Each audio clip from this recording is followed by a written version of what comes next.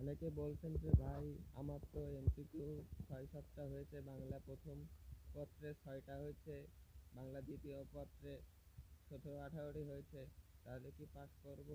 হ্যাঁ, তুমি পাস করবা। কারণ বাংলা প্রথম পত্র এবং বাংলা দ্বিতীয় পত্র মিলে যদি 20টা টিক বা এমসিকিউ যদি হয় তাহলে তুমি এই সাবজেক্টে পাস করবা।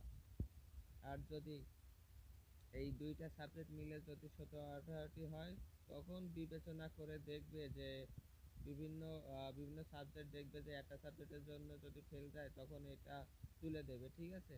কারণ ফেল করাতে চায় না কোনো শিক্ষকরা এবং কোনো প্রতিষ্ঠান থেকে। তো আমি আবারও বলছি, এই দুইটা মিলে পাস হবে, আপনার টেনশন করার দরকার নেই।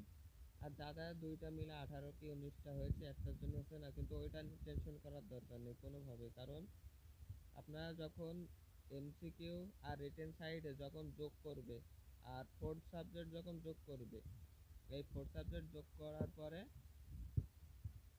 আপনার রেজাল্ট আসবে, যখন একটা কম হবে তখন আপনারা সাবজেক্টটা যোগ করে দিয়ে পাস করা দেবে, ঠিক আছে?